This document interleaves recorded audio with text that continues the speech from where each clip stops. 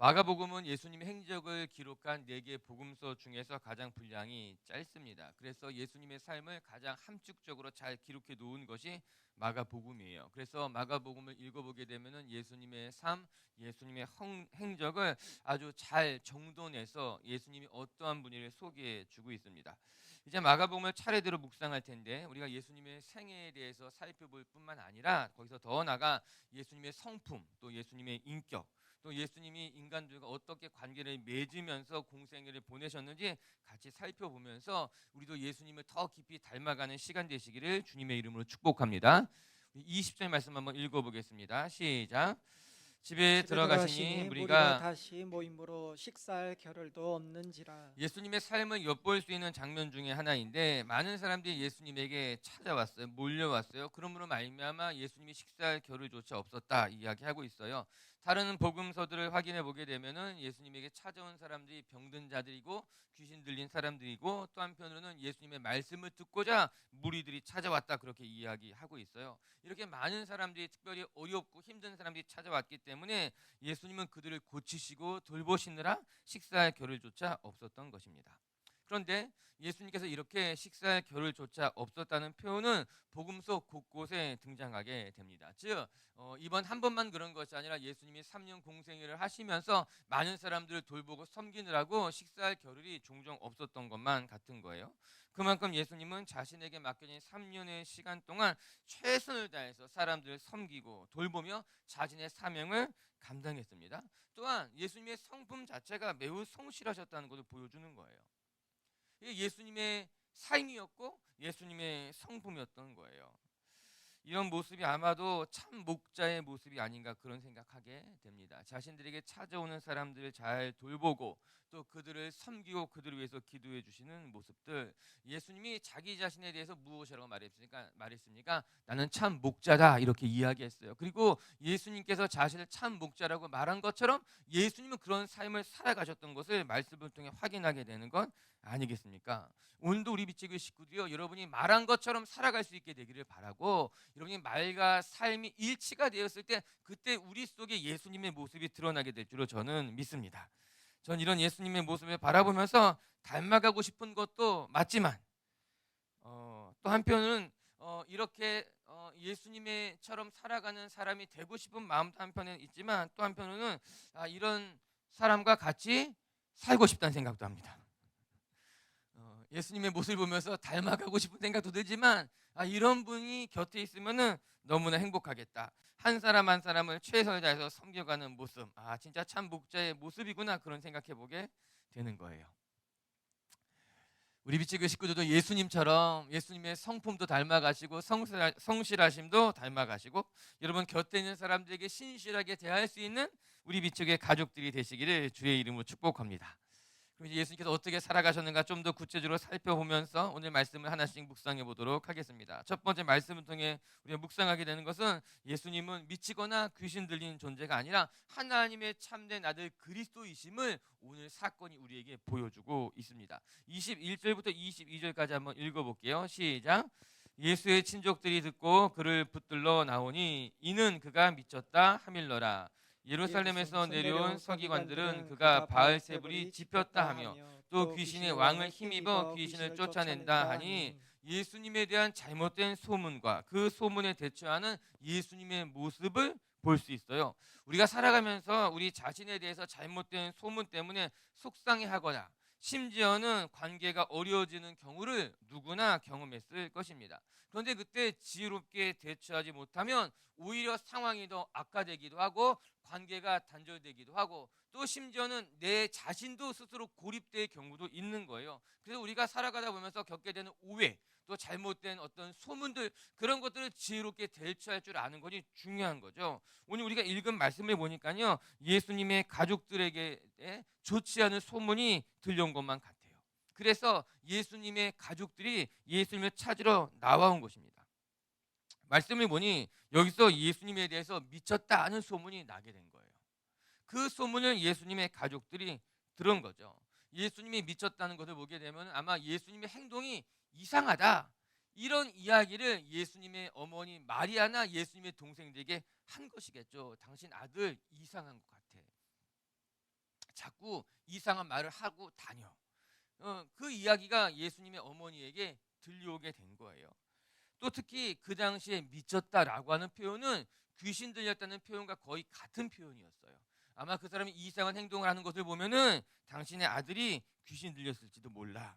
이런 이야기를 듣고 예수님의 가족들이 예수님을 찾으러 온 거예요. 저 이 말씀 보면서 예수님의 가족들을 색안경을 끼고만 볼 것이 아니라 예수님에 대해서 또 걱정스러운 마음이 있었기 때문에 예수님의 가족들이 찾으러 나온 것입니다. 왜 이런 좋지 않은 소문이 나게 된 것일까? 왜 사람들이 예수에 대해서 이런 이야기를 했을까? 진짜 걱정되는 마음이 들어가지고 예수님을 찾으러 오게 된 거예요. 그뿐만 아니라 예루살렘에서 내려왔던 서기관들조차도 예수님에 대해서 좋지 않은 이야기를 하고 다녔던 것만 같습니다. 아마도 예수가 귀신 들린 사람이다, 그렇게 이야기를 하고 다닌 거예요. 이는 예수님이 누구인지에 대해서 제대로 이해하지 못한 결과이며 또 한편으로는 악의적으로 낸 소문일 수도 있습니다. 그런데 이때 예수님께서 그런 소문에 대해서 당황하시거나 기분 나빠하지 아니하시고 자신이 귀신 들린 것이 아니라는 것을 그들에게 찬찬히 설명해 주는 것이 오늘 본문이에요. 내가 귀신이 들려서 이런 일을 행하는 것이 아니라 나는 하나님의 아들 그리스도이시기에 내가 이런 일을 하고 있다. 오늘 그 이야기 하고 있어요. 우리가 한 절씩 살펴보면서 우리가 예수님에 대해서 좀 깊이 배워볼 필요가 있어요. 23절부터 26절까지도 한번 같이 읽어보도록 할게요. 시작. 예수께서 그들을 불러다가 비유로 말씀하시되 사탄이 어찌 사탄을 쫓아낼 수 있느냐. 또 만일 나라가 스스로 분쟁하면 그 나라가 설 수 없고 만일 집이 스스로 분쟁하면 그 집이 설 수 없고 만일 사단이 자기를 거슬러 일어나 분쟁하면 설 수 없고 망하느니라. 예수님의 잘못된 소문에 대해서 예수님께서 지혜롭게 대처하는 모습입니다. 첫 번째는 예수님께서 이런 소문 앞에서 기분 나빠하시거나 감정적으로 대응하지 않았다는 점입니다. 그들을 불러다가 비유로 말씀하심에 성경 이렇게 이야기하고 있어요. 즉 예수님은 그들의 소문 앞에 분노하지 않으셨다는 겁니다. 감정적으로 대처하지 않으셨다는 거예요. 또한 그들을 무시하지도 않았던 것을 볼 수 있습니다. 우리가 흔히 하는 행동들일 수 있어요. 우리는 나에 대해서 나쁜 이야기를, 잘못된 소문을 만들어내는 사람들을 보게 되면은 그들에게 분노하게 되고 화내게 됩니다. 또 그와 정반대로는 그들을 아예 보지 않고 상종조차 하지 않으려고 합니다. 이 두 모습 다 일종의 감정적인 반응인 거예요. 한쪽 끝은 분노하면서 화를 내면서 그에게 막 쏟아내는 반응, 또 그와 정반대되는 쪽은 아예 그들을 위해 상종조차 하지 않으면서 무시하는 반응들. 근데 이건 모두 다 건강하지 못한 반응일 수도 있는 거예요. 문제를 풀려고 하기보다는 내가 받은 상처를 도로 그들에게 쏟아주려고 하는 모습, 감정적으로 분을 푸는 모습이겠죠. 분을 내거나 상종하지 않는 건 모두 다. 하지만 예수님은 성숙하게 반응하십니다. 그리고 그들에게 잘못됐다는 것을 이야기하시면서 이렇게 천천히 대응하는 모습을 보여주고 계시더라고요. 우리가 예수님의 모습을 다 닮아가기는 어려울 수 있겠지만 먼저는 예수님께서 감정적으로 대응하지 않는 모습을 바라보면서 우리들이 감정적으로 대응하지 않는 성숙한 모습은 배워야 되겠다, 이런 생각해 보게 되는 거예요. 지금 당장 내가 성숙한 모습으로 변화될 수는 없을지 모르지만 그러나 내 감정을 조절하고 내 감정을 붙드는 것이 중요하겠구나, 그런 생각해 보게 되는 거예요. 전 오늘도 우리 미치교회 식구들이 어떤 문제 앞에서 여러분의 감정을 쏟아내면서 감정적으로 말하고 대응하는 것이 아니라 우리 예수님의 모습을 바라보면서 먼저 멈춰서고 먼저 여러분의 감정을 다스릴 줄 아는 성도님들이 되시기를 주님의 이름으로 축복합니다. 그리고 두 번째, 예수님께서는요 그들에게 자신의 사명과 삶에 대해서 설명해 주기 시작하셨어요. 우리가 읽은 것과 같이 어찌 사단이 사단을 쫓아낼 수 있겠느냐, 나라가 나라를 어찌 대적할 수 있겠느냐, 스스로 분쟁하면 함께 망할 뿐이다, 이렇게 이야기하고 계시더라고요. 즉 예수님께서 사단에 대해서 이제 이야기하시면서 내가 사단을 멸했는데 내가 어찌 바알세불의 왕이 될 수 있겠느냐, 이렇게 이야기하고 계시는 거예요. 우리가 살아가다 보면은 우리 인생을 이렇게 살아가다 보면은 우리 인생에 내가 원하지 않는데 매듭이 만들어질 때가 있습니다. 이제 문제가 꼬이게 되는 것이죠. 그런데 이 예수님의 모습을 바라보면서 우리가 살아가면서 생긴 매듭을 그냥 끊어버리는 것이 아니라 천천히 그 매듭을 풀어가시는 모습을 발견하게 되는 것입니다. 예수님의 모습을 내가 닮아가야 되겠구나, 이런 생각을 해보게 되는 거예요. 우리가 살아가면서 왜 오해가 없고 잘못된 소문 한번 경험해 보지 않겠습니까? 아니, 오해나 소문 외에도 우리가 살아가다 보면 인생의 매듭 같은 것이 다 만들어질 때가 있는 거예요. 그런데 그 매듭이 만들어질 때마다 지혜롭게 매듭을 풀어갈 줄 아는 사람이 되어야 된다고 하는 겁니다. 오늘 예수님께서는요, 감정적으로 그들에게 대응하지도 않았고, 또 두 번째는 그 문제들을 하나씩 천천히 풀어가는 모습을 보여주고 계시더라고요. 그리고 그 모습 속에서 어떻게 나에게 해를 끼치고 나를 어렵게 하는 사람들조차도 품어낼 줄 아는 넓은 예수님의 마음도 발견하게 되는 거예요. 전 오늘도 우리 빛의 성도 여러분들이 여러분 살아가면서 만들어지게 되는 인생의 매듭을 끊어버리며 살아가는 분들이 아니라 그 매듭을 하나씩 풀어갈 줄 아는 성숙한 분들 되시기를 주님의 이름으로 축복합니다. 결국 우리가 어떻게 넓은 사람이 될 수 있는가, 우리의 그릇이 얼마나 넓은 그릇이 될 수 있는가, 나를 어려워하고 싫어하는 사람들조차도 품어줄 줄 알면 그때 우리의 그릇이 넓어지고 커질 수 있게 되는 거예요. 세 번째, 또 말씀을 통해 우리가 배울 수 있는 것은 예수님께서는 결국 내가 사단의 힘으로 기적을 행한 것이 아니라 내가 하나님의 참된 아들 그리스도이시기 때문에 이 문제를 풀어갔다는 것을 보여주시면서 본인이 참 그리스도이심을 말씀해주고 계시더라고요. 결국 이 사건이 우리에게 보여주는 메시지가 무엇인가 하면은 예수님은 바알세불의 왕이 아니라 하나님의 참된 아들 그리스도이심을 이 사건이 보여주고 있는 것입니다. 근데 사실 이런 예수님의 모습은 예수님의 사역을 처음 시작하시면서부터 예수님이 선포하신 말씀이었어요. 우리 누가복음 4장 18절과 19절의 말씀, 예수님께서 사역을 시작하시면서 어떻게 이야기했는가 같이 한번 읽어보도록 할게요. 누가복음 말씀이에요. 시작. 주의 성령이 내게 임하셨으니 이는 가난한 자에게 복음을 전하게 하시려고 내게 기름을 부으시고 나를 보내사 포로된 자에게 자유를, 눈먼 자에게 다시 보게 함을 전파하며 눌린 자를 자유롭게 하고 주의 은혜의 해를 전파하게 하려 하심이라 하였더라. 예수님께서 사역을 행하시기에 앞서서 먼저 내가 어떠한 일을 행할 것인지에 대해서 설명해 주고 있는 모습입니다. 예수님의 사역의 이제 초반부예요. 이제 회당에 들어가셔서 주의 영이 내게 임하였으니 내가 가난한 자에게 복음을 전하고 눈먼 자를 다시 보게 할 것이고 포로된 자를 자유케 할 것이고 눌린 자를 또 이 모든 것을 내가 행할 것이라고 이미 예수님이 말씀하셨어요. 눌린 자를, 귀신 들린 자를 쫓아내는 일들이 특별한 일이 아니라 이 예수님께서 행하실 일이라는 것을 먼저 예수님께서 말씀해 주신 것 아니겠습니까? 맞아요. 이것이 예수님의 삶이었고 예수님이 선포하셨던 예수님의 사명이고 우리가 바라봐야 될 그리스도의 모습이라고 하는 거예요. 오늘도 예수님께서 우리 곁에 오셔서 눌린 자를 자유하게 하고 또 병든 자를 고치는 것들을 바라보면서 놀라는 것이 아니라 정말 예수님이 우리의 참 그리스도이시고 이 땅의 메시아임을 고백하며 예수님을 붙들 수 있는 성도님들 되시기를 주님의 이름으로 축복합니다. 이 모습이 예수님께서 이제 오해와 또 소문을 풀어가신 예수님의 모습이었어요. 그러면서 예수님께서 이렇게 한마디 하고 계십니다. 그러나 성령님을 모독한다면 너희가 용서받지 못할 것이야. 이게 엄히 경고까지 하시면서 오늘 사건을 매듭짓고 있어요. 28절과 29절 한번 읽어볼게요. 시작. 내가 진실로 너희에게 이르노니 사람의 모든 죄와 모든 모독하는 일은 사하심을 얻되 누구든지 성령을 모독하는 자는 영원히 사하심 얻지 못하고 영원한 자가 되느니라.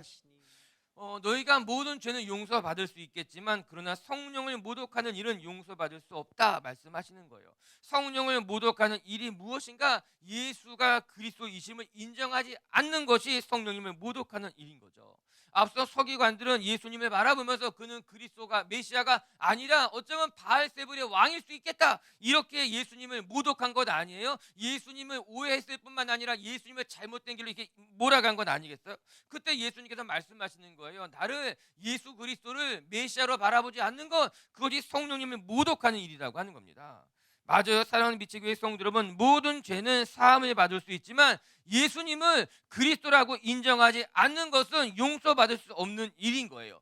왜냐하면 그리스도를 예수님을 그리스도라고 인정하지 않는 것은 용서받을 수 있는 문을 스스로 닫아버리는 일이기 때문인 거예요. 우리는 오직 예수를 그리스도라고 고백하는 것으로 말미암아 용서받을 수 있는 사람이 되는 것이고 구원의 길을 나갈 수 있게 되는 것인데, 예수를 그리스도라고 인정하지 않게 된다는 것은 구원의 문을 스스로 닫아버리는 거예요. 용서받을 수 있는 기회를 스스로 버려버리는 것이기 때문에 예수를 그리스도라고 인정하지 않는 것은 성령을 모독하는 것이고, 그것은 용서받을 수 있는 문을 스스로 닫아버리는 일이 되는 거예요. 오늘 이 말씀을 우리가 오해하지 않는 거예요. 성령을 모독하는 것이 무엇일까? 예수를 그리스도라고 인정하지 않는 것, 그것이 성령님을 모독하는 것이고, 그것은 용서받을 수 있는 길을 스스로 닫아버리는 거기 때문에 용서받을 수 없게 되는 거죠. 오늘도 우리 비치교회 성도 여러분, 오직 예수를 그리스도라고 고백하는 자만이 용서의 문이 열리는 것을 기억하시고 예수님 앞에 나아가 용서함도 받고 그리스도의 은혜를 누릴 수 있는 분들 되시기를 주님의 이름으로 축복합니다. 두 번째, 이제 큰 두 번째예요. 큰 두 번째, 오늘 말씀을 통해 또 배우는 또 하나의 교훈이 무엇인가? 예수님은요, 우리에게 참된 가족이 누구인지를 말씀해 주시면서요, 가족 공동체의 이제 지경을 넓혀지는 것을 볼 수 있습니다. 이게 31절부터 이게 35절까지의 말씀인데, 우리 먼저 31절 한번 읽어볼게요. 시작. 그때 예수의 어머니와 동생들이 와서 밖에 서서 사람을 보내어 예수를 부르니 예수님께서 이제 서기관들과 논쟁할 때에 예수님 그 소식을 듣고 예수님의 어머니와 동생들이 와서 이제 예수님을 찾는 거예요. 21절에 읽었던 말씀과 연결이 되겠죠. 이제 예수가 미쳤다는 소문을 듣자 예수님의 어머니와 또 동생들이 예수님을 찾으러 온 거예요. 붙들러 온 거예요. 걱정이 들렸던 거겠죠. 여기에서 긍정적인 면과 부정적인 면이 다 담겨져 있다고 말할 수 있을 것입니다. 긍정적인 면은 가족인 예수님이 걱정이 되어서 마리아와 동생들이 찾아온 것이에요. 부정적인 면은 예수님의 가장 가까운 곳에서 가장 오랜 시간 동안 지켜봐왔음에도 불구하고 예수님이 그리스도임을 가족들이 온전히 깨닫지 못했다는 것은 매우 부정적인 면이라고 말할 수 있을 것입니다. 안타까운 모습이에요. 누구보다도 가까운 곳에서 예수님을 지켜보았음에도 불구하고 예수님이 메시아임을 그리스도임을 깨닫지 못했던 것은 너무너무 안타까운 일이지요. 그런데 우리가 이 예수님의 가족들의 모습을 바라보면서 안타까워할 것은 없어요. 왜냐하면 우리도 신앙생활 20-30년 하면서 예수님을 온전히 바라보지 못할 때가 많기 때문이죠. 그렇지 않아요? 마리아가 이제 공생애를 30년 해에 시작이 됐으니까 30년 동안 예수님을 바라보면서 성령으로 잉태하였음에도 불구하고 예수님을 온전히 다 이해하지 못한 것, 예수님의 동생들은 예수님이 태어난 이후에 태어났으니까는 30년은 아니고 한 20년에서 30년 사이에 예수님의 가장 가까운 곳에도 지켜보았지만 그 예수님이 누구인지를 제대로 이해하지 못한 것들을 바라보면서 우리가 손가락질할 수 없는 것은 우리도 신앙생활 20년, 30년 해오면서 예수님에 대해서 다 알지 못하는 우리의 모습과 크게 다르지 않구나, 그런 생각해보게 되는 거예요. 그래서 우리 비치교회 성도 여러분, 오늘 이 예수님의 가족들의 모습을 바라보면서 우리가 사모하고 또 기도해야 될 것들은 우리가 더 예수님을 알기를 원합니다. 우리가 예수님 곁에 더 가까이 나가 예수님의 참된 모습, 예수님의 참된 성품, 예수님의 참된 그리스도이심을 더 깊이 알아가도록 여러분 기도하시고 교제할 수 있는 분들 되시기를 주의 이름으로 축복합니다. 그러면서 오늘 예수님께서는 우리에게 참된 가족이 무엇인지에 대해서 이야기하시면서 참된 가족의 지경을, 울타리를 넓혀주고 계세요. 33절 35절 읽을게요. 33절부터요. 시작. 대답하되 누가 내 어머니이며 동생들이냐 하시고, 34절 둘러 앉은 자들을 보시고 이르시되 내 어머니와 내 동생을 보라. 35절 누구든지 하나님의 뜻대로 행하는 자가 내 형제요 자매요 어머니이니라. 아멘. 누가 내 가족이냐? 하나님의 뜻대로 행하는 자가 내 가족이라고 하는 거예요. 단지 혈연 관계로 맺어진 존재들만이 가족이 아니라 하나님의 뜻대로 행하는 사람들이라면은 그 모두 다 우리의 한 가족이고 공동체임을 말해주고 있더라고요. 저는 이 말씀이 이 시대 우리들에게 주는 의미, 메시지는 크다고 생각하게 됩니다. 지금이 점점 더 핵 가족 사회가 되어져 가고 심지어는 핵 개인의 시대가 되었다 이야기합니다.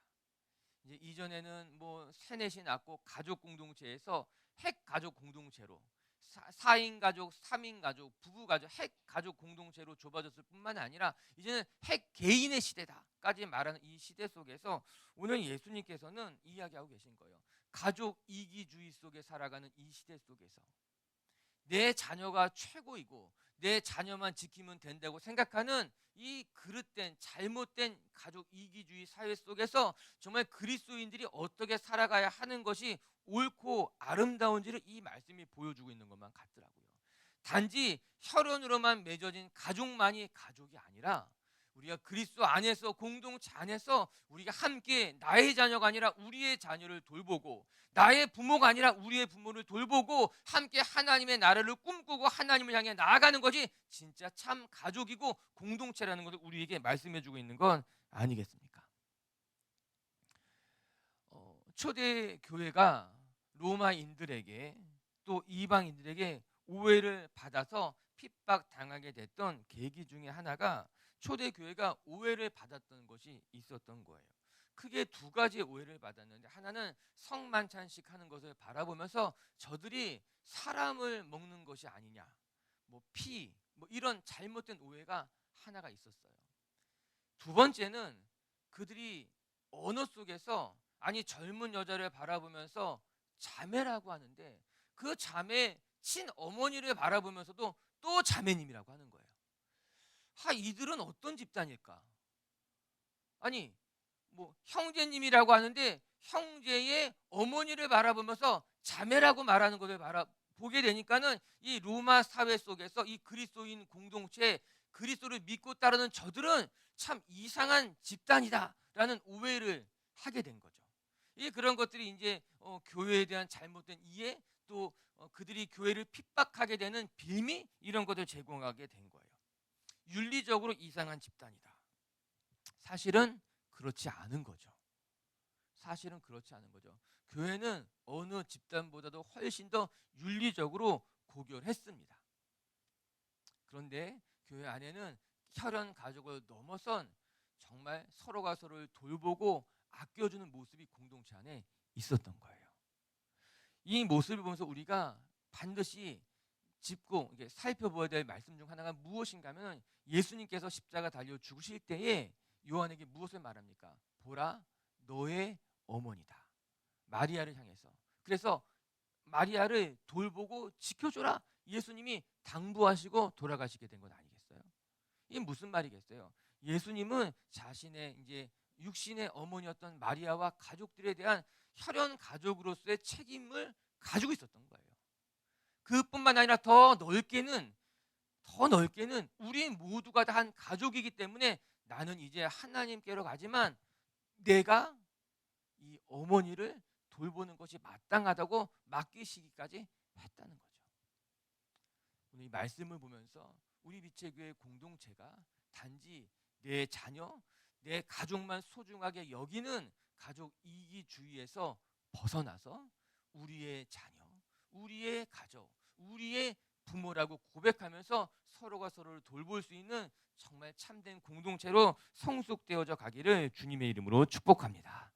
말씀을 정리하도록 합시다. 오늘 예수님의 모습을 바라보면서 우리는 정말 신실한 목자의 모습이 무엇인지를 발견하게 됩니다. 많은 사람들이 와서 예수님 앞에 나올 때 돌보고 또 섬기고 식사의 겨를조차 없었던 예수님의 모습을 바라보면서 참된 목자의 모습도 발견하게 되고 우리도 예수님처럼 닮아가기를 사모하게 되는 거예요. 오늘도 우리 빛의교회 식구들이 예수님처럼 말과 행실이 일치하시길 바라고 예수님처럼 성실하게 맡겨진 삶의 자리를 지켜나가는 성도님들 되시기를 주님의 이름으로 축복합니다.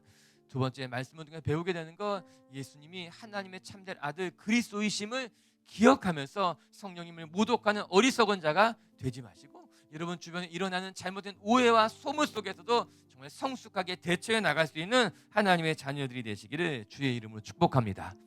두 번째 예수님께서 우리에게 보여주신 것까지 참된 가족이란 혈연으로 맺어진 가족일 뿐만 아니라 더 나가서 하나님의 나라를 함께 추구하는 우리 모두 다 하나님의 자녀이며 하나님의 가족임을 기억하면서 정말 서로가 서로를 위해서 중보하시고 돌보실 수 있는 아름다운 공동체가 되시기를 주님의 이름으로 축복합니다.